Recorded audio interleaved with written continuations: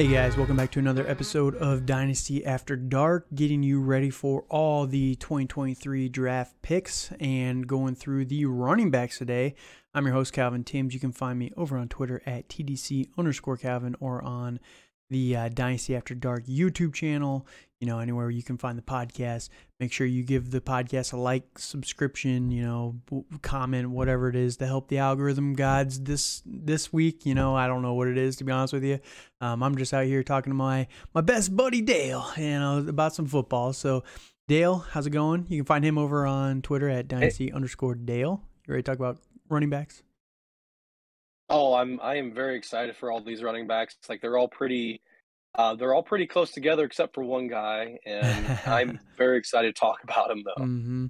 Yeah. So one thing, and if you saw last week, we did give our quarterback rankings. So make sure you go and check those out as well. And these are early rankings. So I just want to emphasize that this is pre-combine. This is the season just ended. I want to get these out there now. And we're going to be able to track these throughout the entire offseason because so many times these guys, the A.J. Browns of the world, the Deebo Samuels, they're really, really good. And then, N'Keal Harry gets artificially boosted above these guys to, for fantasy purposes, it's just not worth it. So I want to get my rankings out there now, and we'll watch how these guys kind of rise and fall over the offseason to see if there's any real big changes there. So that said, like Dale mentioned, there are a few guys that are pretty close together. One guy that's pretty far ahead, but the nice thing, before we get into names on this one, Dale and I talked about this a couple months ago. There's so many running backs right now in the NFL, in Dynasty specifically, who are going to be 26 or older. And if you've been around Dynasty for a while, you know that there's the old myth of the Dynasty cliff, the age cliff, right? Once you hit 26 as a running back, you're basically done unless you're an outlier Hall of Famer type of candidate. All the guys that are still kind of viable right now seem to be that material, right? You got your Saquons, your Dalvin Cooks, Derrick Henrys, these type of guys who are very, very talented. Austin Eckler, they've been able to push their career longer, more typically. But then you got guys like Ezekiel Elliott who just hit that cliff and looks terrible. So the great days of Zeke are kind of gone. The powerhouse running horse. I think that's where my brain was going. But the nice thing is there's so many guys that are up there. We've been waiting for this rejuvenation of the running back position for a while now. And Dale and I talked about this a couple months ago. That's why I think a lot of guys like a Dameon Pierce is going to be more valuable in fantasy just because of the turnover that we're going to see in the next couple of years. Now, this class is going to help with that a lot. They're going to fill in a lot of those holes. But 2024, good class. 2025, good class. There's always good classes. They're up and down, but there's still going to be holes in there that it's not going to completely fill. There's 10 guys here that I'm going to talk about today that we really like for fantasy football. But once you get to the bottom 4 guys, like there's a potential that they're going to be studs in the NFL, but it's going to be tough. So go back and listen to that when we did talk about it. Maybe we'll do it again this offseason and just kind of refresh some of those names like the David Montgomerys, the Dameon Pierces, who are a little bit older, but, I think that they're still going to have value for a few more years. So just wanted to put that out there. But again, this draft class should replenish a lot of those holes. I am very, very excited. So Dale, 1A, number 1 guy in this draft class. You wanna start us off with him? Yeah, it is Texas running back Bijan Robinson. He's been the best looking running back this whole year, it seems to me. He's been outstanding. I feel he's giving me very like Saquon Barkley vibes almost. Very much personally. So. I mean, I don't feel he's going to go as high, but I feel he is up there in that upper echelon of running back talent. Unfortunately, Texas didn't do as well as they thought this year, but I mean, it really wasn't Robinson's fault at all. No. It wasn't all. Like he ran for what, almost 1,600 yards, 18 touchdowns. Yep. He's insane. So while Dale was talking here, I did show one of the clips, and you can just see this guy, and when Dale says he's a Saquon Barkley type of candidate, he's not joking. This guy is built. He's 6 foot 215. So perfect size, and he's probably going to weigh in around 225, to be honest with you, which is perfect, 3 down. Yeah. That's Saquon level right there. That's the Saquon territory. The dude looks jacked. He is insane. He's probably got the best hands, the best feet. He's a generational prospect. And I know Saquon was a generational prospect, but that was 2018. It's been, we're going into 2023. That was 5 years ago already. It's crazy. We haven't seen someone this talented since Saquon. And yeah, you mentioned the stats. 1,580 yards this year as a junior for Texas in the Big 12. A little bit of a ding there, but 18 touchdowns, 19 catches. And this is one of the big things with him in college. I think that they could have used him more through the passing game. He's so explosive. Yes.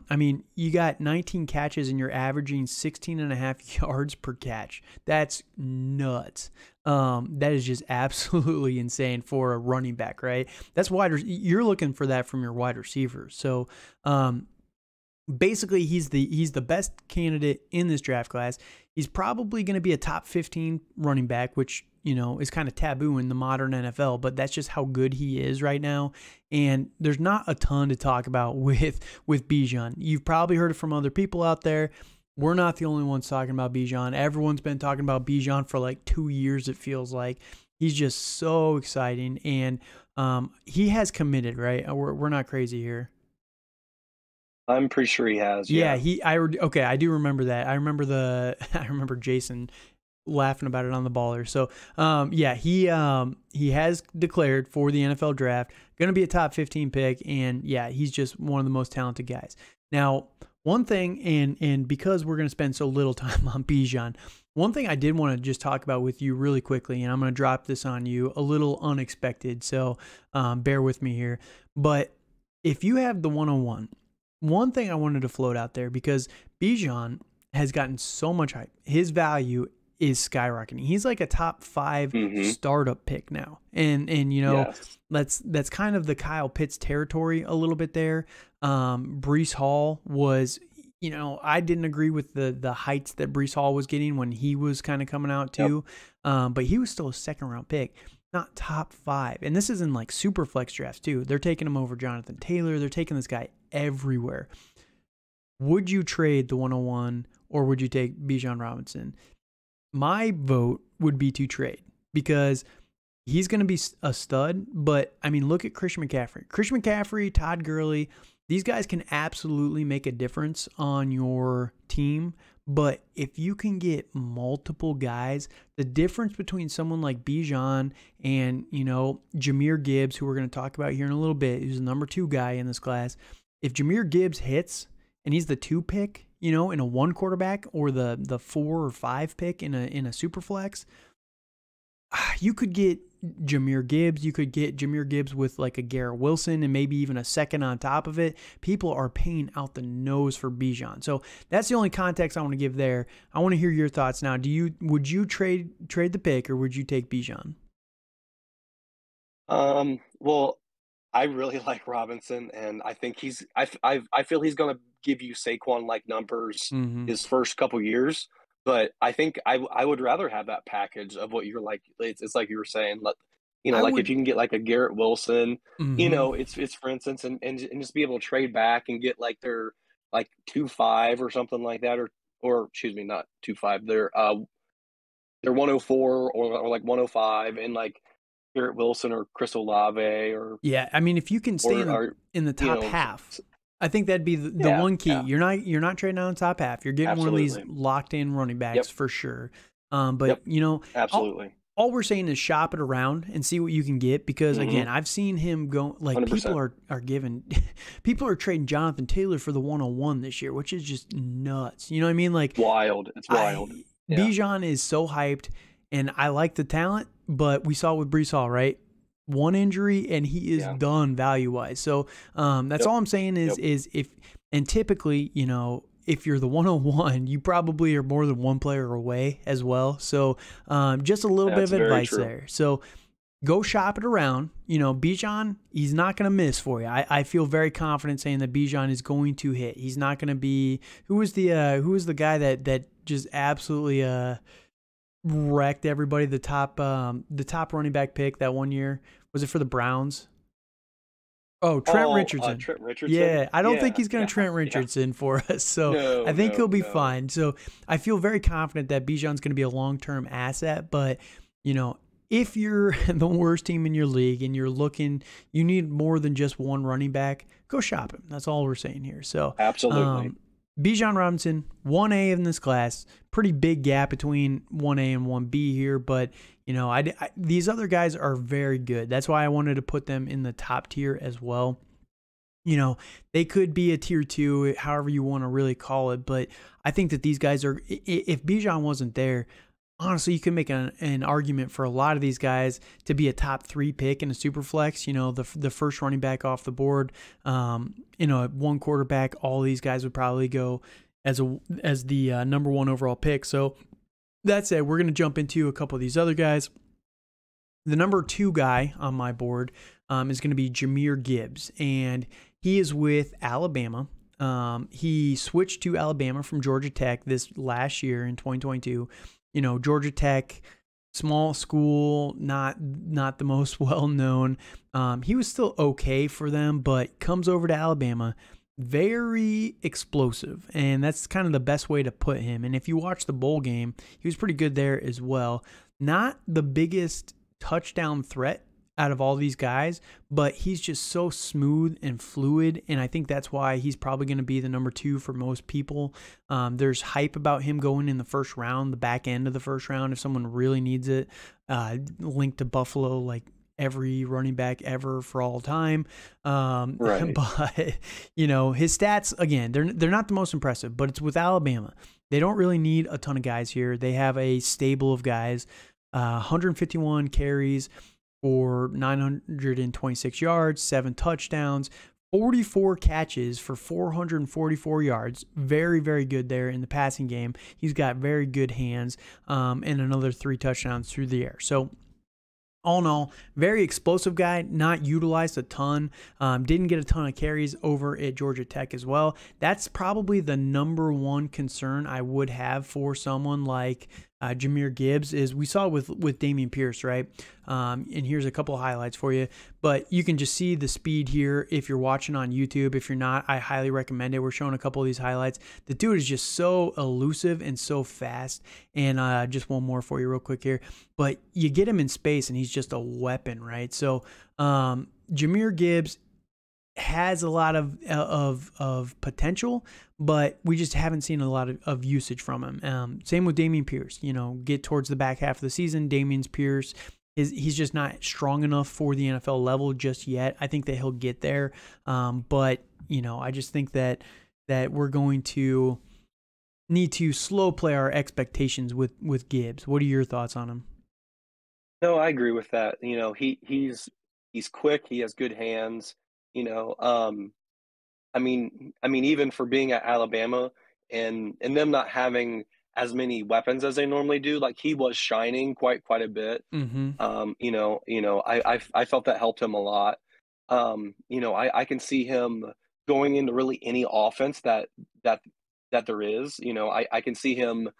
I kind of see him as like a Ramondre Stevenson kind of guy that can kind of complement like a Damien Harris type player, Mm-hmm. and being more of the pass catcher and and being the third down back, you know, more often than not. But you know, I also feel that there's times where he can be the bell cow and kind of be the guy that is running the offense and stuff like that. Yeah, so size-wise, he's 5'11", 200 pounds. The number 1 comp you're going to hear for him this entire offseason is Alvin Kamara. He looks like Hmm. Kamara. I mean, honestly, he does. He even wears the tape on the back of the arms like Kamara. So he just looks like Kamara on the field. Kamara, whatever it is. But that's just who you're kind of expecting him to be. Now, Alvin Kamara was, I think, a 3rd-round pick, if I remember Yeah, right, in he their was. draft class. Yep. So Yep. the fact that Jahmyr Gibbs is projected as a late first just shows you how valuable he is being considered. Again, in the NFL that does not value running backs as much, we saw it with Najee Harris. Najee Harris was a much better prospect than Jahmyr Gibbs, just total package, right? that was like the 24th pick, I think, in that draft. So running back is definitely being devalued, and for someone to get, first round hype, definitely puts him at number 2 on my board. Landing spot will be a little interesting for him. Again, I think that we're going to want to slow play. I think Bijan, wherever he's drafted, is going to be a stud from day one, more than likely. Jahmyr Gibbs, it might take a little bit of time for him to kind of get up to NFL speed a little bit. They might try and limit his usage early and kind of use him more heavily later on in the season. So just something to think about for Jahmyr Gibbs. If you're using the 102 to try and go make a quick push, he's probably not someone that's going to help you right off the bat. Any other thoughts on Gibbs before we move on? I do agree with all what you're saying. I feel he is definitely the number 2 guy in this draft. I can see him going later in the first round to a good team, but I think he would be lucky to get there with how devalued running backs are now. Yep. So, yeah, those are our top 2 here. And I'm going to make a quick shift on, and we're going to break out the next 2 guys into tier 2. So we're going to take a quick little break before we get to the next 2 guys.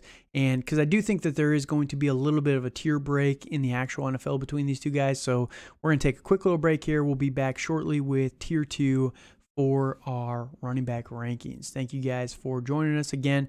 If you're listening to just this video, tier 1 on YouTube, Spotify, wherever you're listening, please like, comment, subscribe, whatever it is, just to help the algorithm gods with putting this out to more people. So thank you guys so much. We're going to be putting out this kind of content all off season, so please be sure to stick with us. Thanks, guys. All right, guys, we're back with tier number 2 for our rookie running back rankings. I'm your host. Again, if you are joining and you're watching the overall video, it's going to be repetitive, but if you're just watching this one, I'm your host, Calvin Timms. Find me over on Twitter at TDC_Calvin. Co-host Dynasty Dale, Dynasty_Dale on Twitter.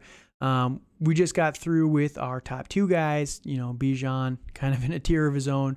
And I think that ultimately Jahmyr Gibbs is going to be in a tier of his own as well.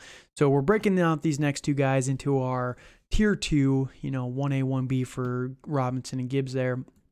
But starting off with our top guy here, and this is someone, you're going to get a lot of guys with these early rankings. There's going to be a lot of difference in people's rankings, and that's the number one thing I'm seeing. So, I've gone through, I've watched all the guys that I have ranked that we're going to be talking about with our running backs here, and I've gone through their stats. I've watched a little bit of the highlights. I haven't seen every single play. Usually highlights are only the good ones. They don't really show highlights of the bad plays. So, but based on what I'm seeing, my number 3 guy is going to be Zach Charbonnet with UCLA. And, the number 1 guy that everyone's going to put here is either Zach Evans or Sean Tucker. And we'll talk on those guys eventually. But, a lot of people are down on Zach Charbonnet, and I don't really understand why. So listed at 6'1", 222 pounds.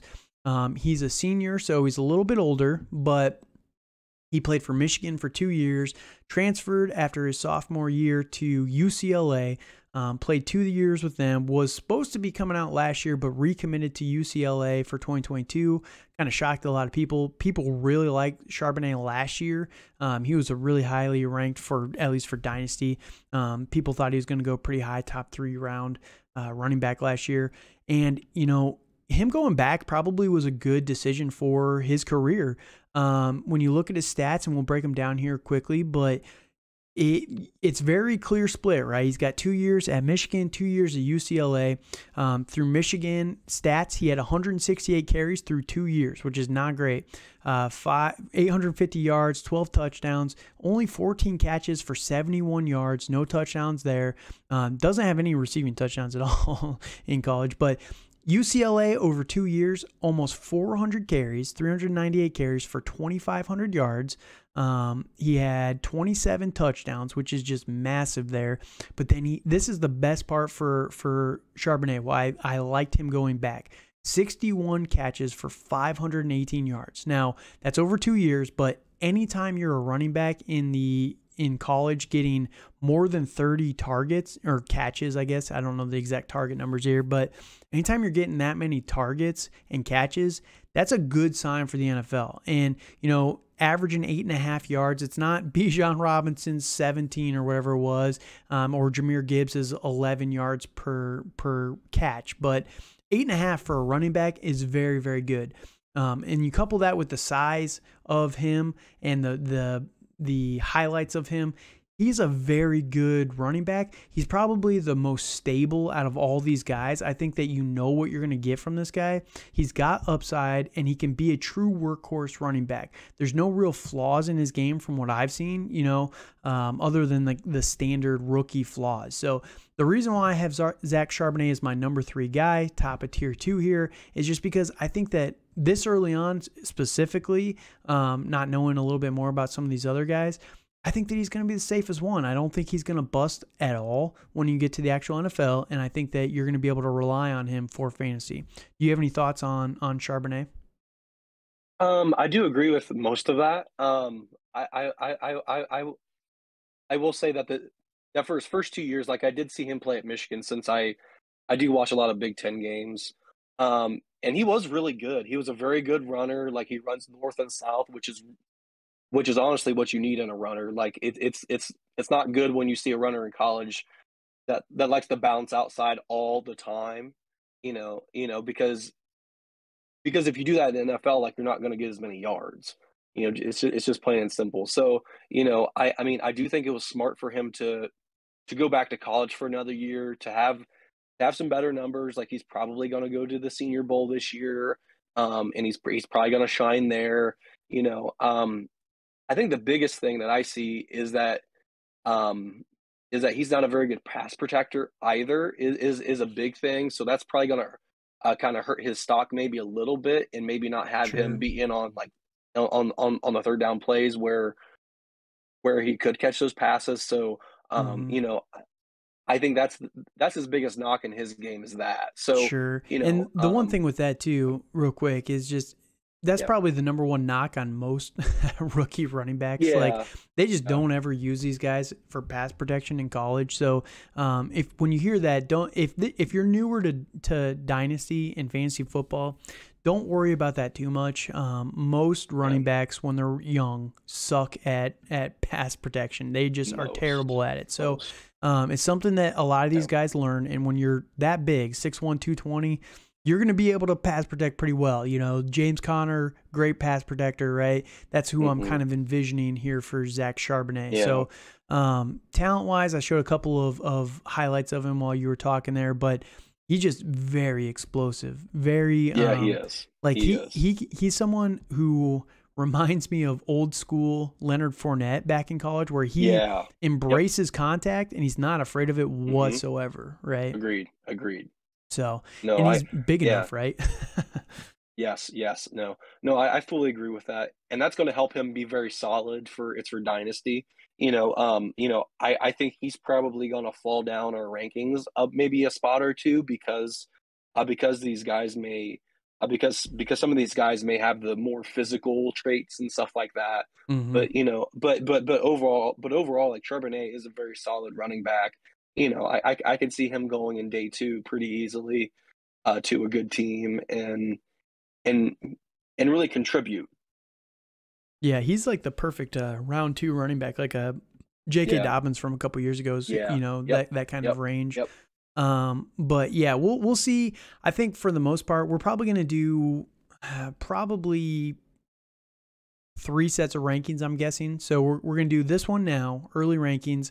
We'll probably do one after the combine and, kind of update some of these guys, but then one after the actual NFL draft too, just to see the rise and fall of these guys. And, I think that he's probably going to be the most stable. Like I said, he's the safest to me. I don't think, he's going to come to the combine. He's probably going to run like a 4.5, which is fine for that size. He's a big dude. He's not going to be that fast, probably. More than likely. It's all about the form anyway. Who really cares? But if he's going to be able to blow up the combine explosively, like we kind of expect him to be, I think that he'll be just fine there. So, the NFL draft will probably have the biggest impact on his placement in terms of final rankings. But again, I'm not really afraid of him going anywhere, to be honest with you. But yeah, it's going to be interesting to see where he gets drafted. I think probably second, third round, right in that range, is where you should expect him. There's going to be other guys that we're going to talk about later that I don't have ranked up here that might really impress for the combine and their stats and everything. And, it might wow some teams. You didn't like my Georgia quarterback, Stetson Bennett. Is that it? Yeah. You don't like my he wins argument, but no. A lot of these GMs are dumb, man. They fall for the flashy object. So very, very true. And that's what kind of Sean Tucker is the guy that we'll talk on here soon, but he's going to be fast, and he's a former track star. He's probably going to run like a 4. He could probably run a 4.2. He's that fast. But we'll talk on these guys eventually. But yeah, Zach Charbonnet, number 3 overall running back, top of tier 2 for me. Going to be pretty safe. Now, the last guy I want to talk about here in my top 4, Kendre Miller with TCU. Now, Kendre Miller, he's a little bit smaller. He's not the biggest guy. Listed as 6 foot. He's listed at 220, but it's kind of deceiving.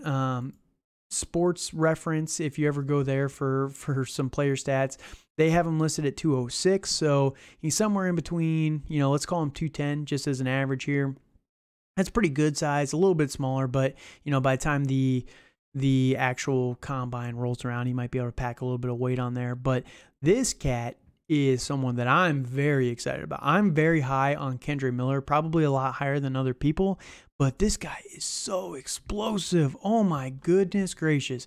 So through 3 years at TCU, 361 carries, 2,410 yards, average of 6.7, pretty good, not the best. But this last year as a senior or junior, I guess his last year in college, 17 touchdowns on the ground, 16 passes through the air for 116 yards this last year. He's got 29 total, not the most utilized through the air, but TCU is not the best at targeting their running backs in general. They've got really good wide receivers over at TCU right now, so it kind of makes sense a little bit there. But when you watch this guy, and it did kind of stink because he got injured in the bowl game against, who was it they played in Michigan. Yeah, and I think when he went out of the game with the injury, he had like 5 carries for 55 yards. He was just tearing them up. He's so explosive, and that's why I love Kendre Miller so much. So he's someone that I think is going to be undervalued, but for me, he's probably got the best impact for fantasy football. He's going to be someone that I'm a lot higher on than the general consensus, which means that he's probably going to go late first. He's going to be the George Pickens of this draft class, where extremely talented guy going to fall just because of other options, other shiny toys, right? Sean Tucker and Zach Evans, for example, those 2 guys specifically. But I think that he's going to outperform both of those guys. You got any thoughts on Kendre Miller? I like Miller. I'm not as high as you are. I feel he can be somewhat explosive, but I know he was playing against a lot of Big 12 defenses, and I don't have a lot of stock in those numbers that he has. So, I feel that he's a good runner. Like, he's a very good north-south runner. He's very, very good with the ball in his hands. Yes. I kind of feel he's probably limited in the routes he runs because of the offense that they run. I feel he's going to be a decent running back, but I'm not sure how. I do have him a lot lower than you do, but that's really cutting a lot of like cutting hairs between a lot of these running backs because they are so close and lumped together. Yeah, and I get it. Like I'm going out on a limb here, and just based on what I've seen from this guy, he's so good with the ball in his hands. Like, you get the ball in his hands, and he for his size, he reminds me of who he really reminds me of is college Rashad Penny. Rashad Penny always been super explosive in the NFL when he's healthy, and that's always been the biggest issue with Rashad Penny. Now, Kendre Miller, I did talk about he got injured, but for the most part, he hasn't missed much time with injury in college, so you don't really have that red flag there. But that's just who he reminds me of, and he's about that size. Penny was a little bit bigger, I think. He always has been a little bit heavier in the NFL, but Kendre Miller, if he comes in at like 215 to 220 to the combine, and he's as fast as he looks on tape, man. If he can run like a 4.45 at 218, he's going to make a lot of money in this draft. He's so explosive, and it really helps that TCU was able to go to the college playoffs this year and really kind of show that and showcase it and utilize him a lot more. Their team just feels a lot better this year than it has in years past. So I think we get to finally see that, but that is a little bit of a red flag against him, I guess, as well. The last couple of years, he's been good, but not great, right? But I think one of the biggest things, too, when you look at his usage, I think they finally realized what they had as well. That's the biggest thing because, as a rookie, he had 9 games, 54 attempts total through those 9 games. Very explosive, averaging 7.5 per carry.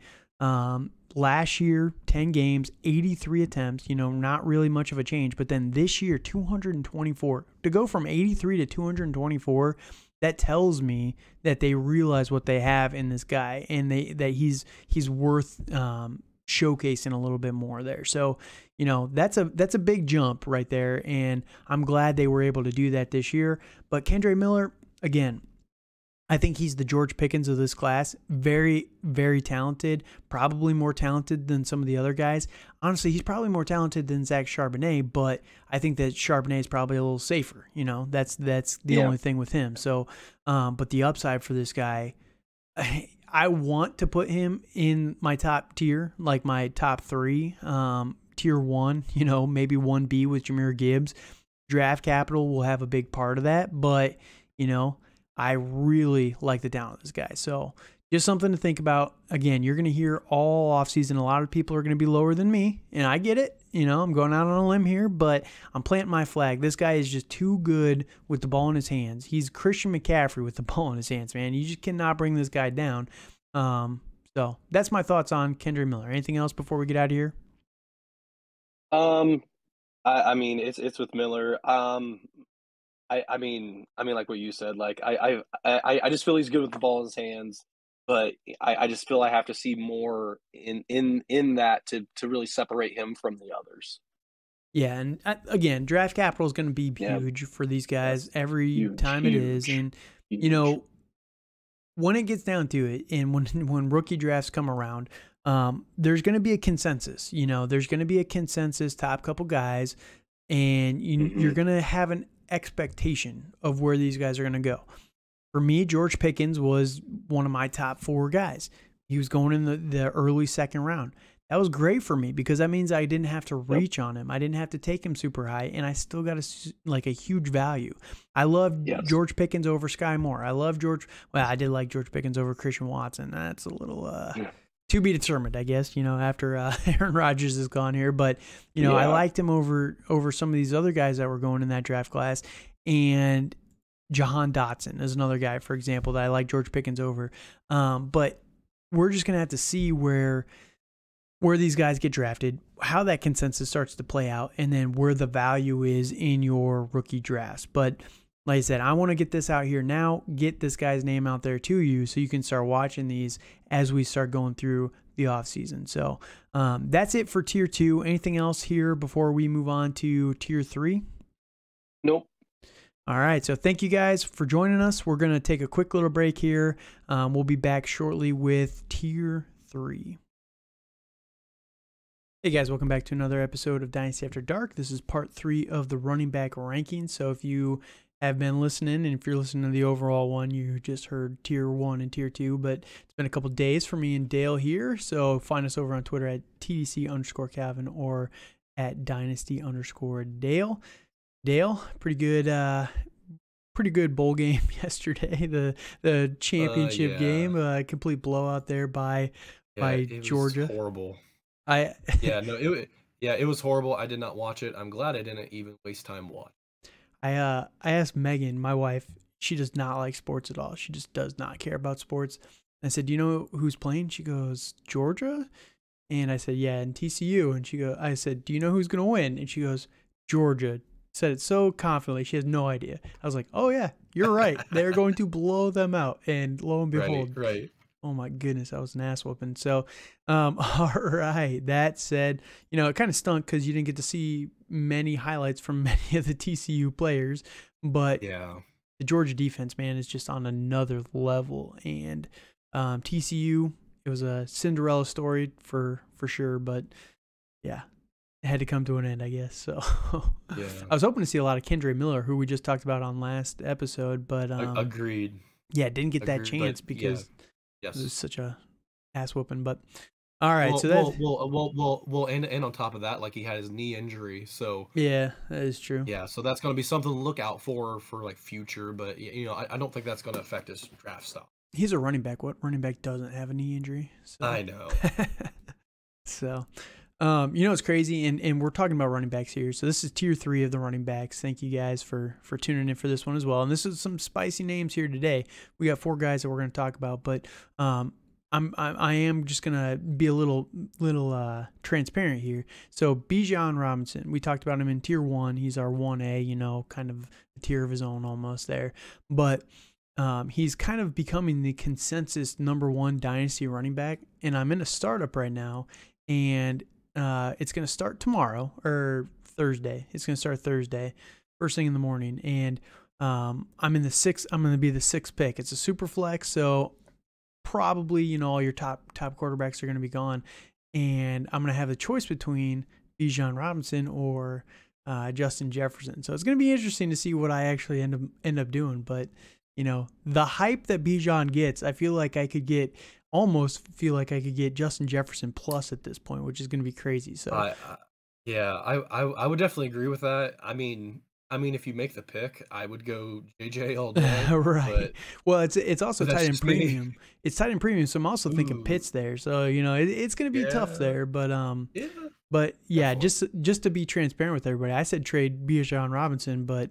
I'm almost thinking of taking him so I can trade him actually closer to the actual NFL draft. But it's gonna be interesting because we're doing a rookie plus vet draft here, where you're kind of drafting rookie picks. You're not. We'll take the rookie picks after the actual NFL draft and everything. So if I take a rookie pick, the first rookie pick, the 101, I'm not guaranteed to take Bijan Robinson at this point in time. I could always flex out of that if I wanted to, but.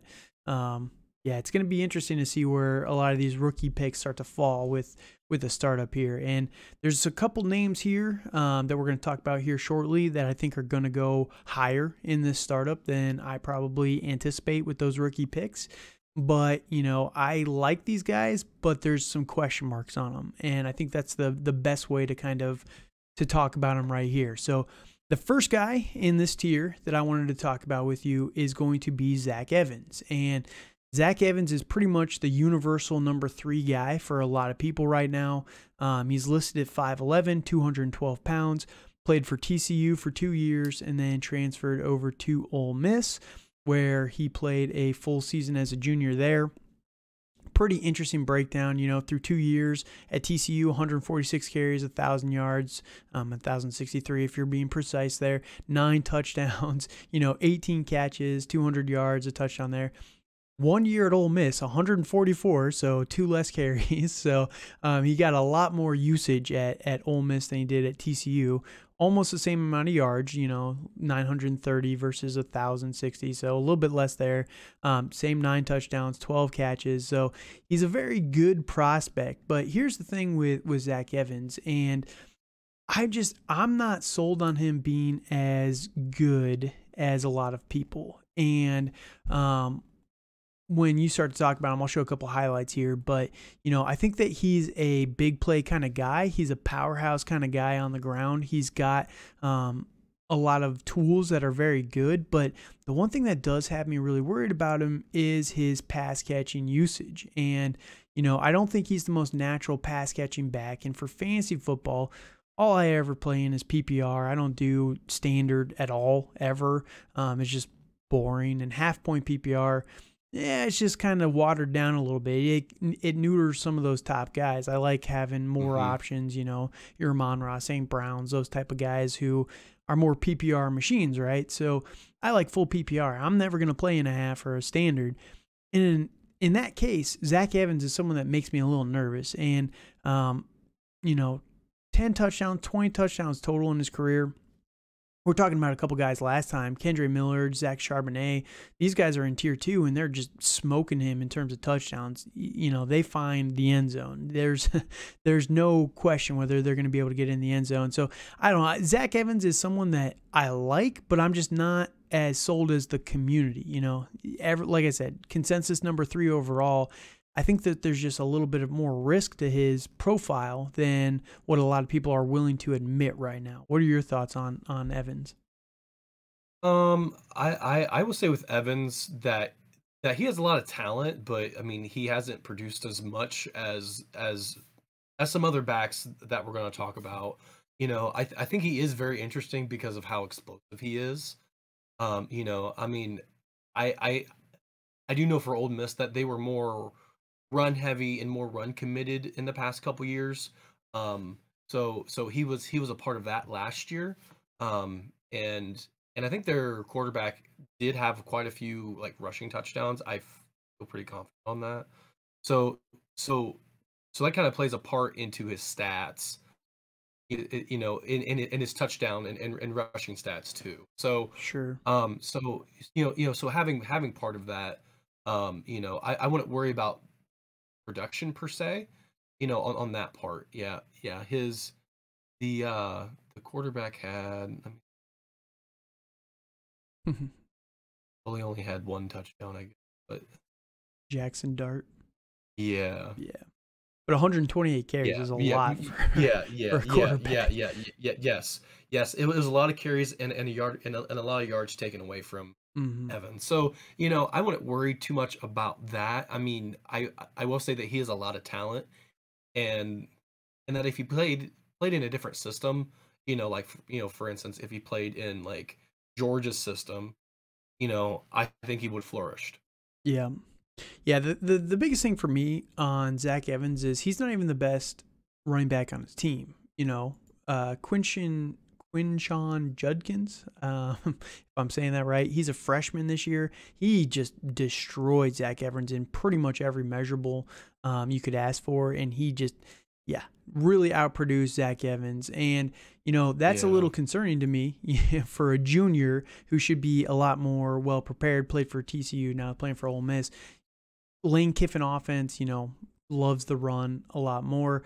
It's Hmm. just, I don't know. I just don't love what I see. I think that he's good, just not great, and that's where I think someone like Zach Charbonnet or Kendre Miller, they have that explosive next level above someone like Zach Evans. So that's the only thing with him. And, we'll see where he gets drafted ultimately, because I think for Yeah. this tier of guys, I think draft position is going to be huge. And I am not someone that likes to even care about, draft capital or anything like that. But if he doesn't go to a good spot, that's where I'm nervous, right? If he goes somewhere, let's say he goes to the Jets in round 4, as a Michael Carter replacement or something, decent draft capital in round 4, but it's just we'll see where he ultimately ends up. Again, I like him, I just don't love him, and that's kind of the biggest thing with Zach Evans. So, this is early rankings. We say this every episode, so if you're watching the overall video, I'm apologizing here for being repetitive. But if you're just watching this one, I just want to make sure it's clear that these are early rankings, right? So this is subject to change, but I'm going to be very interested to see where Zach Evans comes out in the combine, because when I watch Zach Mm. Evans, the other big thing about him is I don't think he's very fast. And if you're not super fast, that kind of takes away from your explosion a little bit. And if you're not getting those catches, and again, it's college, so you got to take that with a grain of salt. Who was it? Kenneth Walker didn't have a ton of usage in the passing game Hmm. last year. Still, you saw this year with Seattle, he can do it just fine. So you always got to take that with a little bit of a grain of salt. But I just don't think Zach Evans is that fast. And if he's not fast and explosive that way, I don't think he's that shifty in the backfield. So again, he's good, just not elite in any category. And the guys above him, like I said, I think that they're elite in some other category. So I just want to preface that, why I have him ranked so much lower than some of these other guys. It's not that I don't like him. It's just I like those other guys more. So Zach Evans, good prospect. Combine's going to be huge for him. What he tests at, how his explosive numbers kind of come in for him. And then draft capital as well is going to be very critical for him. So any other thoughts on Zach Evans? No, it's kind of going off what you're saying. I do agree with all that. I feel he's a capable pass catcher, but like he doesn't do anything special. Like he's not like I mean he's solid at a lot of things, and I feel he's quick enough to make it in the NFL and make some people miss, but it's not really that game breaking talent that you would like to see in a running. Sure. So Zach Evans, we'll see where he goes, but we're going to kind of transition. So we're going from Zach Evans, not one of the most explosive guys, to Sean Tucker, who might be the most explosive back in this entire class. The dude is ridiculous. So Sean Tucker, comes in at 5'10", 205, plays for Syracuse, and this guy is a track superstar. I think we mentioned it on the last episode. Correct me if I'm wrong, but I think that the 40, there's a real chance that he runs like a 4.2 40 just because he is a track star. I think he runs like the 100-meter dash and the 200-meter dash in track and field. So he's going to be more than comfortable getting down in the sprinter stance that they do at the combine. He's going to just absolutely fly. Now, his stats, pretty good. Sean Tucker, I like him quite a bit. My biggest piece on Sean Tucker is he's a little smaller, right? 5'10", 205. He's a little bit more compact. He's shorter, 5'10". You like to see that if you're a little lower on the weight. Maybe he comes in and the combine again will be something that we want to see for him, what he weighs in at officially. Because let's say he comes to the combine at 210, 212, somewhere in that range, good size there. But if he's slower, then that's where it's going to be that trade-off. It's always the risk that these guys kind of have to play with themselves. Do I come in a little bit heavier and, I look a little bit better from that measurable, but, my 40 gets docked a little bit there. So it's something that you have to play with for him. But this guy can fly, man. So through his 3 years at Syracuse, 589 attempts, 3,000 yards, an average of 5.4 per carry, 27 touchdowns. And again, the biggest thing for him is 27 touchdowns through 3 years. Again, we just talked on Zach Evans, only 20 touchdowns through 3 years. It's just kind of concerning there where everyone seems to be a little bit more explosive than Zach Evans. And again, I don't want to dogpile on Zach Evans, but Sean Tucker is very explosive. 64 catches, really didn't do much as a freshman. 36 catches this year for 254 yards. He was more explosive through the air last year. He had 20 catches for 255 yards, so he had the exact same yardage on 16 less catches. But, 2 touchdowns in each year, so 4 total through the air, 31 total touchdowns in college. Pretty good stats. I like Sean Tucker a lot. A lot of comps that I've kind of seen him to is the next Austin Eckler, but, I don't know if that's Austin Eckler is an outlier, man. That's what we always got to be careful with some of these guys of just giving them. Everyone always looks, especially this time, for the positives. Nobody likes to acknowledge the negatives, right? There's a lot of guys that come into the NFL at 205 and they just don't make it, right? They're not fantasy superstars like Austin Eckler. This guy could be. This guy legitimately could be because of his speed and his explosion and his hands. Like, I think he does have pretty good hands. Like, he is the guy that I think could be the next Austin Eckler. But again, you're betting on an outlier there. I'm fine with it, but I like some of those safer options a little bit more. What are your thoughts on Tucker here?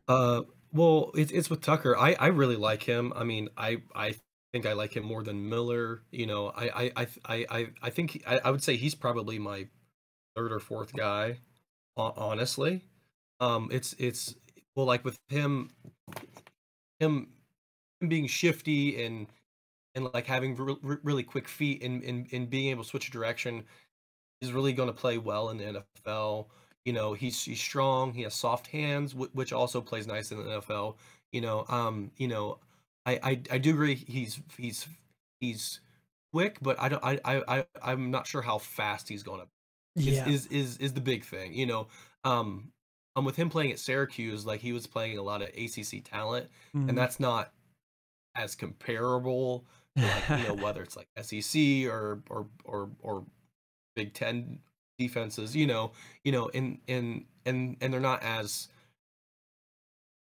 they're just not as the other defenses that you may see in college football. So, I think he's going to be just fine. I can see him being like a late day 2 pick. Mhm. Um, you know, um, I think he's probably going to end up going being a second round pick, to be honest with you. yeah. I can see like a second, third round pick for him. It's pretty easily. I would really love to see him go to like San Francisco would be great. Now another But one. No, no. I That's where know, running backs go to die, I man. know, I know, I know. I fully agree with that, and I really doubt they're going to take a I'd running love to see back him go. You know where I'd love to this see him year, go? but I would love to see him go where to Arizona.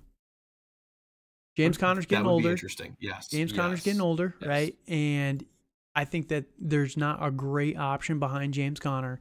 And I think that Sean Tucker I could agree. be an explosive option, an explosive weapon. So we'll see what ultimately happens. But again, I think that his 40 time, if he comes in, let's say he comes in at 205, what he's kind of listed at now, 210 pounds, and he runs sub 4.3, which is possible. Man, it is going to explode his draft stock. A running back that can run that Yeah. fast, people are going to just be salivating over that just because of the potential matchup nightmare, right? You get Yes. this guy in space and he's gone, right? The NFL corners can't keep up with him, a lot of them. No. So, Sean Tucker, great prospect, has a lot Mhm. of pluses to his game. The only downside, again, for me, is just the size. And, that's the Yeah. only thing that I've Yeah. knocked him for. And honestly, he's someone that could probably jump up, and he probably will jump up into tier 2 for me. Probably Zach Evans will not. And ultimately, I'll have a Mhm. tier 2 of Kendre Miller, Sean Tucker, and Zach Charbonnet. But, this early on in the game, I just had to knock him a little bit for the size, and that's the only thing against him. I do like I think the talent, that he played against, that's also a little bit of a knock too. ACC not known Mhm. for great football, but Yeah. everything is there on paper for him to be an explosive option. So somebody to keep an eye on. Any last thoughts on Sean Tucker before we move on to the next guy here? Nope. All right, so the next guy we're going to talk on is going to be Tank Bigsby. So from Auburn, and what is his size listed at? So unfortunately, unlike his name, Tank and also Bigsby, he's not the biggest guy. He's only 6 foot, 213, which is kind of surprising. If you're listed as Tank, you're kind of predicting like a Cordero Patterson type of guy. You know what I mean? Just a huge mammoth human being, but that's not really Right. his game. And Tank Bigsby, he's someone that's very interesting. So played for Auburn, SEC team. So already there, a little bit higher of a talent pool that he's playing against. 540 carries through 3 years there, 2,900 yards, 25 touchdowns. Again, 62 catches, and you love to see this from these guys. Like other than Zach Evans, pretty much all these top guys have been utilized heavily in the passing game, and that's why I think this is such a good class of running backs coming out here, is because all of them can catch, and they all can do it pretty well. 62 catches through his career for only 448 yards. Not the best there, but not a pivotal guy there. You look at someone like Sean Tucker, he had 20 carries for 250 yards, or 20 catches for 250 yards. Meanwhile, you got Tank at 30 catches for 180. He's someone that is good, again, not great, and I kind of put him very comparable to Zach Evans. I think Zach Evans is just a little bit better on the ground than someone like Tank Bigsby. You can see that kind of from their average per carry there. But I think Tank Bigsby does have a little bit better hands than Zach Evans, so it's kind of a flip of a coin there between those two specifically. Any thoughts on Tank Bigsby while we're getting into him? Yeah. Yeah. It's on Bigsby. Like he's another good prospect. Like I feel all these guys in tier 3 can be really I don't want to say interchangeable, but like it's kind of just who you like, Mm-hmm. honestly. So I think he's gonna be fine.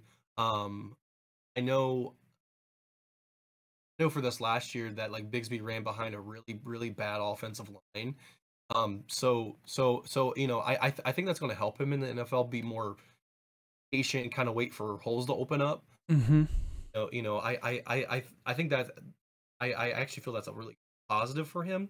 Honestly, and then playing in the SEC against more NFL style defenses and more NFL talent, is going to help him kind of project the same. I feel in the NFL. Yeah. I feel he's a decent pass catcher. I don't think he's anything special by any means, on pass catching Yeah. compared to Sean Tucker, who we're Yeah. talking about, has a soft hands, can kind of go out wide Mm-hmm.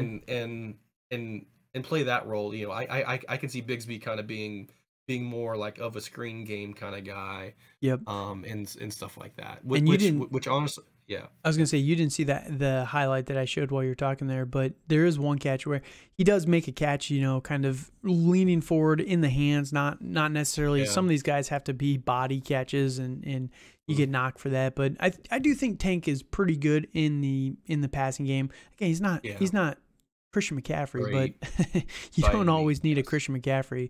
Look at Leonard Fournette. Leonard Fournette's not the best pass catcher, but he's good enough through the air that he can get it done. So Tank Bigsby, great prospect. I like him quite a bit, again, that we talked about. And it's just kind of funny. You look at his yearly stats here, and again, I don't watch enough college, so that's why Dale is a huge asset to this series of videos that we're going to be doing, because I don't know much about Auburn's offensive line. But when you say that, it actually does make a lot of sense based on his year-to-year kind of numbers here. So from his sophomore year to his junior year, he had about 50 less attempts on the ground. Lost about 130 yards on the ground as well. But he was more efficient, which does speak to your patience and your vision that you were talking on. He had more catches, which means that they were dumping it off to him a little bit more because they're trying to just get the ball out of their quarterback's hands. 9 more catches there over the course of the season there for him. But yeah, it's just kind of the biggest thing is you can see the dip in the attempts, the dip in the yardage, and then the increase in the catches, which just speaks perfectly to the offensive line was playing a little bit more poorly this last year. So one way that I recommend everybody out there to look at stats, because you're going to see all these numbers. Oh, but he was more efficient. But the offensive line wasn't bad. There's so many stats out there that just can lie to you. But this is so when you can connect the dots here, right? That like we just did, you can see how it does speak to his good vision, because he was more efficient on the ground, even though he had a lot less yardage and everything like that. So something there just to think about. And sorry, I won't divert too much into how statistics can lie, but statistics can, as you know, lie. So Absolutely. I'm sure that you can find a stat that makes him better than Bijan Robinson, but yeah, it's not going to happen. So that is that on Tank Bigsby. Anything left that you want to talk on Tank before we move on to the last guy here? All right. The last guy for me in my tier number 3 is someone that's a little bit of a out of left field, I'll say. He's someone that I like quite a bit, and we had to Google how to pronounce his last name. I'm probably going to butcher this, so I'm going to try and get it right on the first time. Israel Abanikanda. There we go. Abanikanda. 5'10" or 5'11", 215 pounds, out of Pitt. And this guy is someone that reminds me, Kendre Miller. I want to move this guy up, but it's Pitt. They play in the ACC. Big jump up year to year for him on the ground in terms of usage, and big decrease this last year in terms of volume through the air, his pass attempts, but massive uptick in efficiency. So just going through here, first couple years, 28 carries his freshman year, 123 his sophomore year, and then 239 this last year. It's like literally you can just watch him progress on the ground as he got better and better and better. And this is why I like this kid so much. I've railed on Zach Evans enough, but he had 20 touchdowns. He had 28 touchdowns through 3 years after, playing 6 games his freshman year, 13 last year, but only getting 123 carries, and then 239 for 20 touchdowns this last year. You'll love to see that. So total on the ground, 390 carries, 2,177 yards, 28 touchdowns. But this is where it's very interesting on him is through the receiving. He had 24 his sophomore year, 24 catches for 200 yards and a touchdown, 8.2 average there. This year, he cut that in half, 12 catches for 146 yards, 12.2 average there on the through the air. So he's someone that's very interesting. He's someone that I think is going to be slept on a little bit more in this draft class, and I think that he has all the potential there. I think that people are going to look at Pitt and, helmet scouting in the rookie class is a real thing. People can say they don't helmet scout all they want. People are already saying, well, Ohio State doesn't produce quarterbacks, so CJ Stroud would be terrible, right? But CJ Stroud is my number one guy here, and I'm not going to knock someone like Israel Abanikanda, there we go, because he's from Pitt, right? He has all the measurables that you're looking for, 5'11", 215 pounds, probably going to come in around 220 to the combine. He looks very, very fast on tape, and I'll show a couple highlights here in just a minute. And he's very explosive, what we can see from his junior year here at Pitt. And you love to see the progression year to year, on the ground again. You just see that massive uptick in attempts every single year. You would like to see that receiving usage be kind of matched from year to year. It does stink that there was a pretty big decrease from his sophomore to junior year, but to offset that, he was way more efficient. He had almost the same amount of yards through the air with half as many catches. So you love to see that there. So any thoughts on Israel before while I show some highlights here? Well, it's the biggest thing on him. Like, I feel he's very capable of of running, and he's a decent route runner. I mean, again, it's nothing special. Like, I feel he's very. It's a very limited route tree that he ran at Pitt, so I don't feel that really helps him a whole heck of a lot. I'm pretty sure Pitt played more of a pro style offense, so that's more like more of the offense that you're going to see, obviously in the NFL. So I think that might fit his running style better. I mean, I am worried about. I want to say about his size, but more of his frame, his frame and stuff like that. So, I see that he does have like the measurables, but, I kind of think he's like a poor man's Tank Biggs. I would much rather have Biggs personally than Abanaconda. I was really trying hard. I was really trying hard to. It's gonna be yeah. It's gonna be a tough one that people are gonna have to learn. But no, the one thing with Pitt, you have to take into account. So they got Kendon Slovis as their quarterback this year.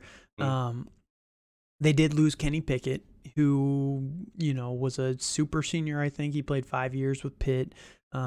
It's a big change there in the offense, so that could explain the big dip in his receiving this last year because he's got a whole new guy throwing him the ball. But I think that Israel is someone that is, like I said, he's going to be slept on. He's probably going to be a mid-second round pick, and I think that he should be a top 6 guy. So that's going to be where the massive value is in guys like this. Now, we'll see where he ultimately gets drafted. Probably going to be a 4th round draft pick. I don't know if I don't really care.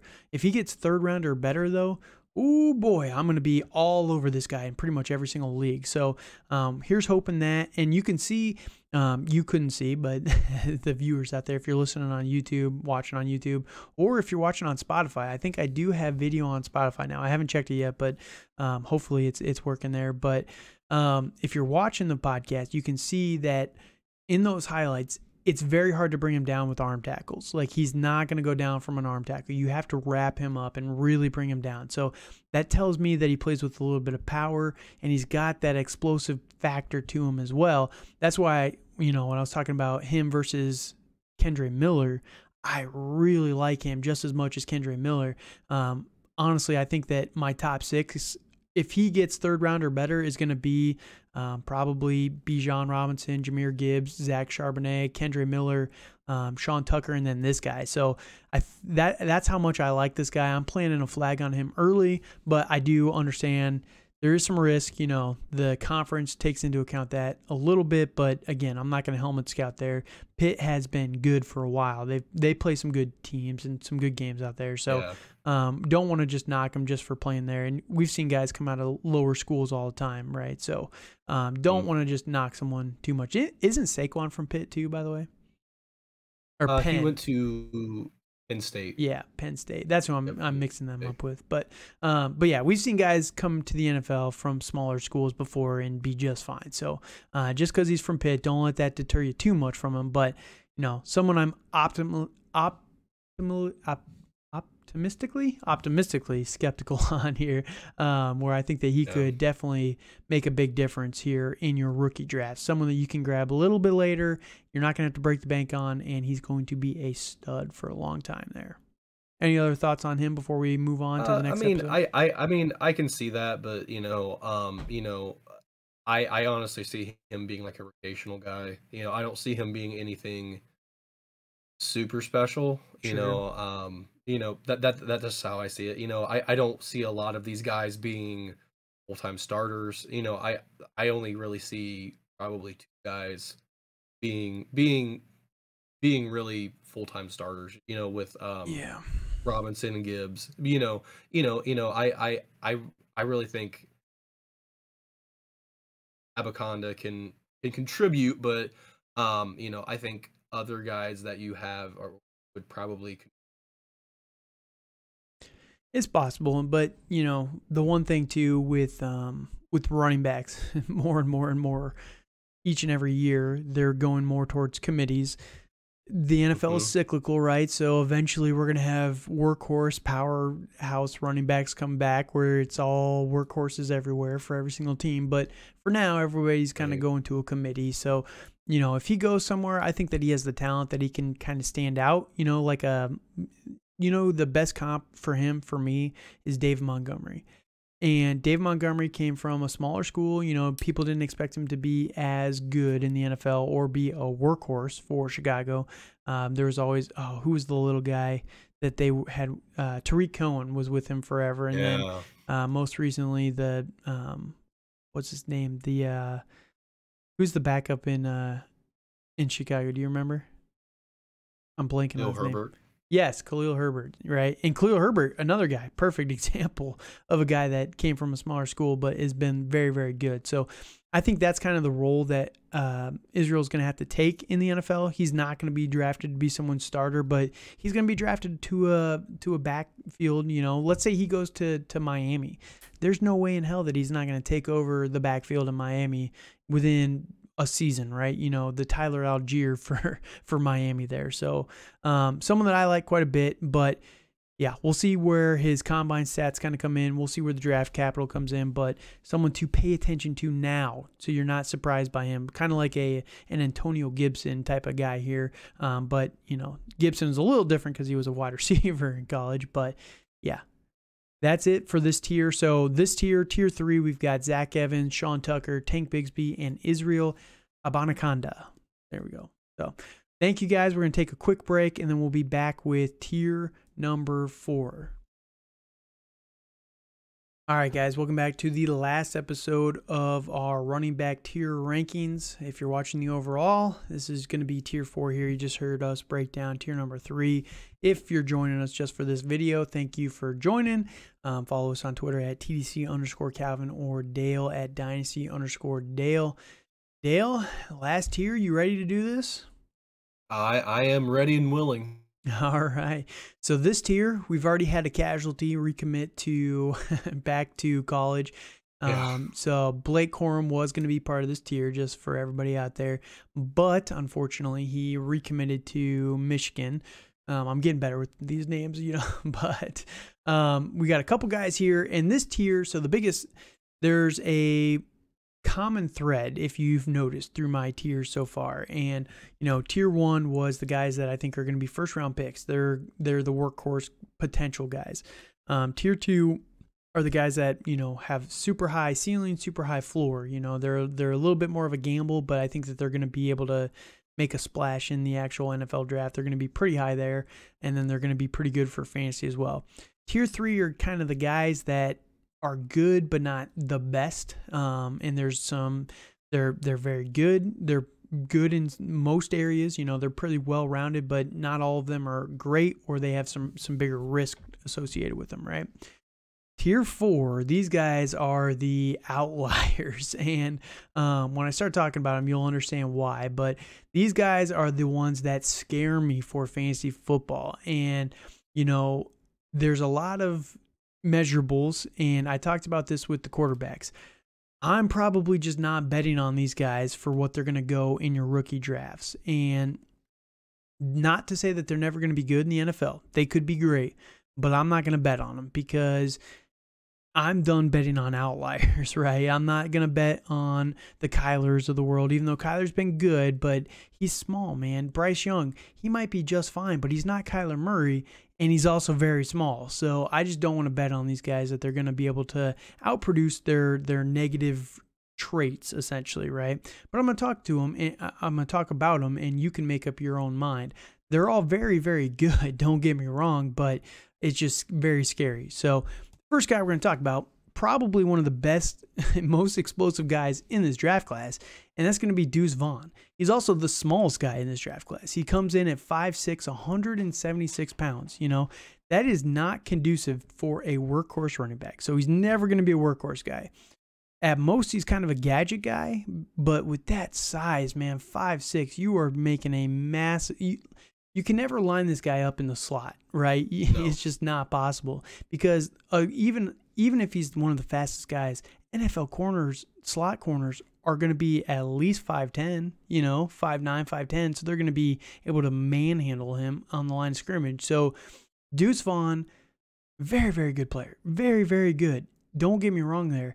Probably the best pass catcher in this entire draft class, you know, maybe him or Bijan Robinson. I don't really know which one's better, but 3 years with Kansas State, so it's Big 12, not the best football there either. You know, some of these guys aren't playing the best, but 651 carries for 3,600 yards, very good there. Ton of usage at Kansas State, which was impressive, and you did get to see him.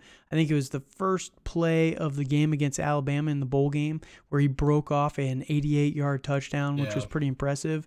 But 34 touchdowns through those 3 years, which is pretty good there. Another knock on Zach Evans there, but who's counting? But the biggest thing here is 116 catches in college for 1,280 yards. That is insane for usage for a running back in college. Like, that is by far the best usage of any of these running backs in college. So, not the most naturally gifted pass catcher, but he's very, very good. He's probably the number 2 in this class, probably behind, you know, maybe top 3. I'd probably say Bijan and Jahmyr Gibbs might have him beat a little bit there, but very good through the air. Again, the only downside is he's 5'6". Man, if only he was 5'9", 5'10". Yeah. Oh my gosh, he'd be so good. But what are your thoughts on Deuce Vaughn here? He is Darren Sproles. That's how I feel about him, and it's very ironic that Darren Sproles also went to Kansas State. So, it's I just find that very ironic. So I think he's very fast. Like he's a very able runner. He's just not the typical size you have, as a running back. So I feel he's very capable. Like I really feel that he'll be a very very good third down running back. I feel he has good hands. He's like Jerick McKinnon. Yeah. I mean, I honestly see him like that. Like, it's being in for those gadget plays, and then he's gonna be behind those big offensive linemen, and then he's gonna like be able to escape out of there and just do crazy stuff. One of the questions I have for you. So, do you think because he's basically Darren Sproles, can Darren Sproles work in the modern NFL? Yes, because there's I feel the game is so fast compared to when it's getting Darren fast. Sproles, Oh my goodness. Yeah. It's getting faster because there's more rules for offensive players. Mm-hmm. Yep. So I feel he can do well, and he can be very very productive. But unfortunately he's gonna be he's gonna have that gadget guy tag on him. Mm-hmm. Yeah, for sure. So the second question for you then is, when Kansas City takes him in round 3, are we going to be all round over one, him? Calvin. Round 1. No, I think they learned their lesson last time. They're still I know. paying Clyde round 1 money there, so they're not going to do that again. But no. maybe round 2. Maybe. Right. Exactly. No. I mean, honestly, like Kansas City, great. Like I can see him doing like the. If anybody knows how to use Darren Sproles, I would say Andy Reid does, right? It would be Andy Reid. Yes, exactly. And I honestly think he would fit in so well. Like it would be him, Tony, kind of being those gadget guys, and they would be he'd be unstoppable. There was a reason why I called him Jerick McKinnon. I honestly think he's going to end up Kansas State to, Kansas City. So I think that's where we're ultimately going to go here, even though Kansas City is not in Kansas, right? It's in Missouri. Isn't that how that works? Technically, yeah. But close enough, right? Just a little bit of a leap over there. But yeah, I think for Deuce Vaughn, the biggest thing is going to be, he's going to come to the combine. He's going to, he's going to blow it out. He's going to be very explosive. He's going to be very fast. Mm-hmm. We can see all of these positives on tape. He's going to measure, and he's going to be small, and he's going to be light, and draft capital is going to be the biggest thing for Deuce Vaughn. So if he does go to Kansas City in like the 4th round, or, San Francisco, somewhere like that can utilize his skill set, and I trust the coaching staff, I'm all for it. But if not, then, if not, then I'm again, I just don't want to bet on outliers here. And I think that he's going to be drafted.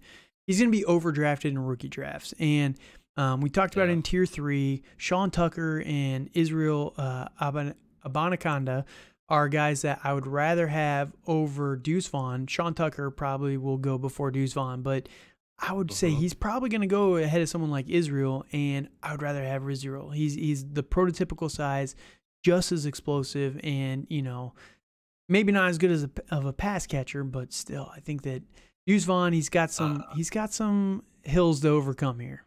I personally would rather have Deuce, because of the things you were saying, because he's. I don't feel he's gonna be. I really feel he's gonna be a Darren Sproles. Mm-hmm. I really feel that. I really feel he has the knack in the eyesight to be able to do all those things and be that guy, and to be a really good kick returner, punt returner, kind of an all around guy where like it's for Abaconda, I think he's gonna be lucky being a mid day 3 pick, and I don't really see it compared to Vaughn personally.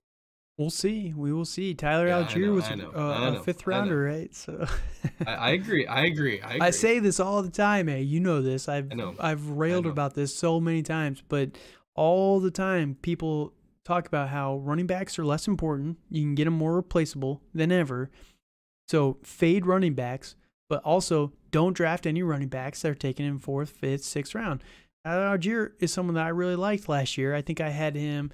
Look at it. I might still have him in here. I do not. Oh, I do. I had him pretty highly. I had him above Jahan Dotson last year in terms of my rookie rankings. Brian Robinson, I had Algier above him as well. So I really liked Algier. People told me, oh, he was a 5th round pick, so you can't take him that high.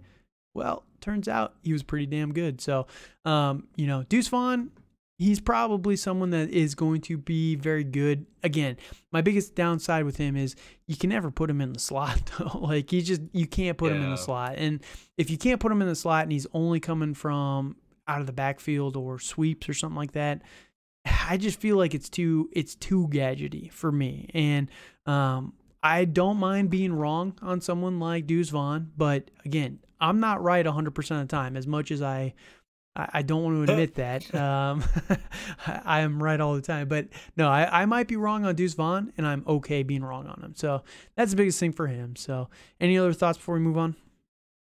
Well, I mean, on Vaughn, like I'm really excited to see where he goes, because I mean I can see him being a pretty easy 2nd round rookie draft pick, and going ahead of some of those guys, and just because of the name and the excitement. All right, so who's right or who's wrong, we can find out in about 4 months. But the next guy we're going to talk about is going to be Tyjae Spears. And Tyjae Spears is from Tulane, the American Conference. Dude, I'm learning all kinds of conferences, going through all these rookies. I don't even know all the conferences, but American just sounds bad. I'm not going to lie to you. But Tulane did just come out and absolutely wreck USC in the #1 draft pick for 2024, Caleb Williams, who was pretty good in that game, to be honest. But no, Tyjae Spears, you had the stats on him. What was his stats from that game? They were ridiculous. This guy is insane. Yeah. It was 17 attempts for 205. 4 touchdowns, and he averaged 12 yards a carry against USC, who does have a decent defense, don't they? No, they have a horrific defense. Do they? Okay. I could probably average 3 yards a carry against. You could get maybe 1.5. I'll give you I'm that. going to go 2. I'm going 2. So, all right. Yeah. But yeah, he's someone that's going to be very interesting. But again, just like Deuce Vaughn, he's listed at 5'10", 195. So, he's not as small as Deuce Vaughn, but he is a small back. And we were talking about Sean Tucker. I knocked Sean Tucker a tier because he was 205. This guy is 10 pounds lighter than Sean Tucker at the same size. And, you see the explosion on tape, but American Conference and small, I don't love that. And you look at his stats, though. They were pretty good. And it's funny that he was listed as a freshman for 3 years. Must have been something there. But didn't really play much the first 2 years there. Last couple of years, he's really gotten a bulk of his carries and his usage through the air. 427 total carries. He must have had an injury his freshman year. That must have been two injuries, I'm guessing, is probably what happened there. 427 carries for 2,900 yards, 31 touchdowns. You like to see that. Again, Zach Evans getting the end zone a little bit more there.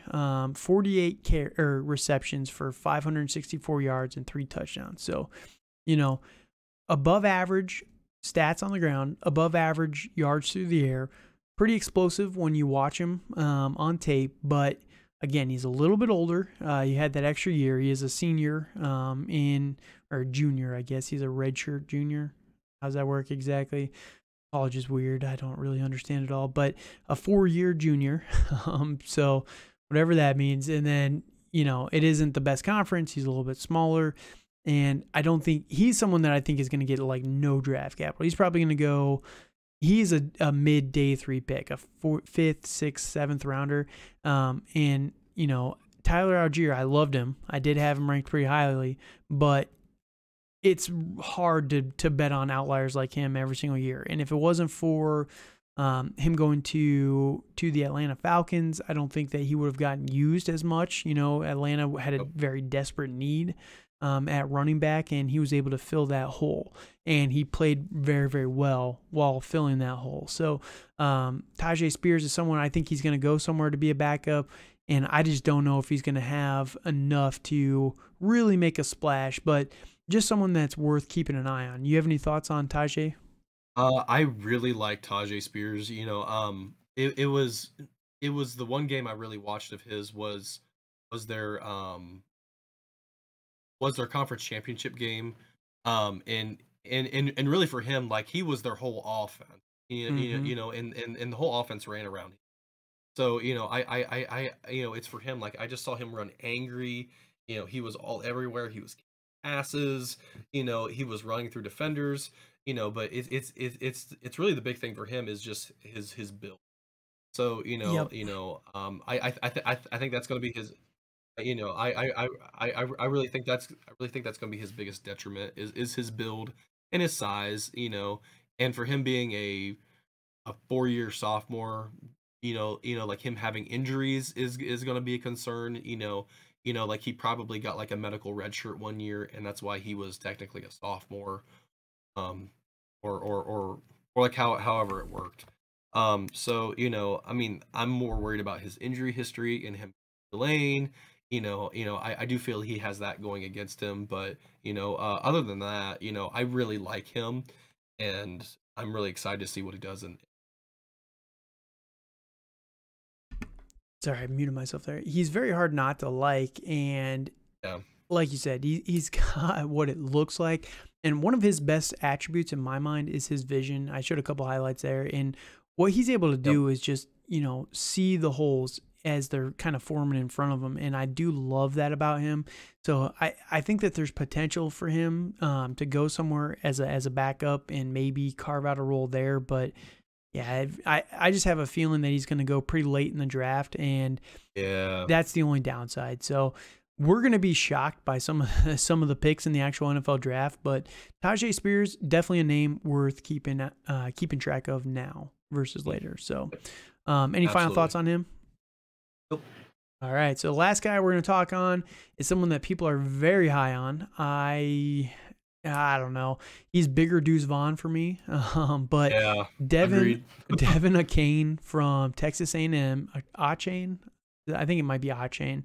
Could be.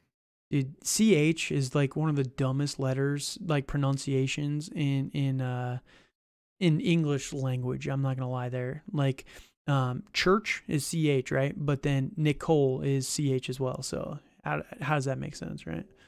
Yeah, no, and then I just looked up how to pronounce his name. It's Achane. Yeah, it's Achane.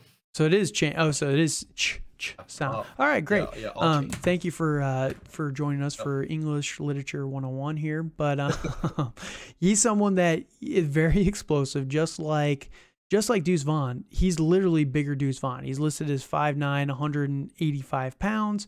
So he's smaller than someone like Tyjae Spears, who we just mentioned. And again, it's very tough to bet on outliers. He's going to come in, probably going to rank very highly at the combine. He's going to be very, very quick. You can see that on tape. You'll love to see that with that size. But again, 5'9", it's tough to put him on the slot, because he's still probably smaller than most NFL slot corners. And, those slot corners are just as quick as Achane is going to be. So you don't love to see it, but his stats, very good usage, 3 years with Texas A&M, who is in the SEC, so better competition there, at least, which you do love to see there. So he's been able to be very efficient against better competition. 369 yards, nice number there. I like the 369 there, so pretty nice.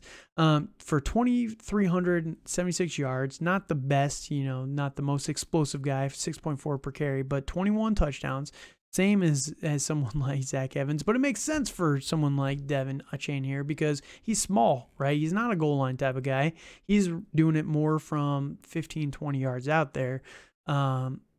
65 total catches through 3 years, 554 yards through the air, 8.5 average there. It was a big drop this last year. He was averaging about 10 to 15 his first couple years. And then this last year, massive uptick in receptions. all of them were a lot shorter, so he just wasn't able to produce as much there. 5 touchdowns through the air as well. And again, there's not really much to say here that we haven't said on Deuce Vaughn, right? I'm not betting on Deuce Vaughn. At least Deuce Vaughn is he's shorter than him, and he's only a few pounds lighter than him. So at least he's more of a bowling ball type of guy, while being probably just as fast, if I'm honest with you. Where Achane, he's someone that he just likes to. He's shifty, right? He likes to utilize that mismatch in speed and size. And again, it's just an outlier that I'm fine being wrong on. I probably won't be wrong on this one. I feel more confident on that. But I've seen him as a lot of people's top 4 running back in this class, and I'm just like, man, that is. Oh, no. Again, I get it. We're looking at the upsides and the positives for all these guys, but not looking at his size is a massive problem. Like, he is tiny, and when you get that into the NFL, it's so tough for someone like this to be a fantasy contributor, a massive fantasy contributor. There's probably going to be years in the future where Devin Achane and Deuce Vaughn are, they might finish as top 15 guys, but it's going to be outlier seasons for them where it's not going to be repeatable, right? It's not going to be something you can predict every single year, I don't think either one of them is, neither of these guys. These guys size-wise are more closely aligned with Austin Eckler, but they're just not going to, I would bet that they're not going to be the next Austin Eckler there. So what are your thoughts on Achane? I'm trying to say his name as many times as possible. I fully agree with that. I don't think I think he has a lot of razzle dazzle, but he's not really anything. Like, I mean, he's kind of like the shiny sports car that everybody sees, but it doesn't go. I mean, but it's not as effective, honestly. So, he's exceptionally fast. Like, he's probably going to have one of the fastest. I'm just going to say that. So, I feel he's super fast. He's good with the ball in his hands. But the problem is that he's probably going to try to get too cute in the NFL and try to bounce things outside where, honestly, he just needs to run north south. So, I think he's going to, I think there's a place in the NFL for him, but I would rather have Deuce Vaughn. Yeah, and that's where it's tough. So you can see the highlights that I did show right there. One of the things that stands out specifically for him, he doesn't like to take hits. And that's not always necessarily a bad thing, but again, you're going from college to the NFL where these guys are bigger, faster, stronger. And, if you're just running out of bounds first chance you get when you're on the sidelines, it's great for the longevity of your career, but it just means you're leaving more yards on the table, right? And that is going to rub so many coaches the wrong way where a lot of these running back coaches, they don't even want you to take a cut if they think that it's going to be better for you. So that's just the thing to think about there. And again, it's a risk, but Deuce Vaughn is pretty much everything we talked on here. So any last thoughts on Achane before we move on? Nope. All right. Nope. So that was our last tier of running backs. Again, these are pretty early rankings here, but there's going to be some movement for sure. There's going to be guys, we don't even know if all these guys are committed to the NFL yet. A couple of them still could bow out, go back to college, but we're not sure just yet. So thank you guys for joining us. Let us know your thoughts over on YouTube, wherever you're listening to the podcast. Leave a like, subscription, comment, whatever it is that you want. You can call us idiots if you want. You can call us geniuses. I prefer that one. I'm never wrong. So if you just want to admit it, that'd be great. But no, thank you guys so much for joining us. You can find us again over on Twitter at TDC_Calvin. You can ask us any trades for Dynasty, especially since we're getting into the off season here. A lot of teams are rolling over their leagues, so there's a lot there. Again, I talked about it on the last episode. I got a startup coming up here in 2 days, so I'm going to be really kind of cranking out some content for that, and I'd be happy if you guys ask me any questions in your startups as well. So any last thoughts, Dale? Oh, and you can find Dale over on Twitter at Dynasty_Dale. Almost forgot that. But there we go. All right. So thank you guys for joining us. Next time, we're going to be back with the wide receivers, which is going to be a little bit more interesting. It's not the best class. So hint, hint, it'll be, and I'm pretty good at evaluating wide receivers. So just keep that in mind. So thank you guys for joining us. Have a good night.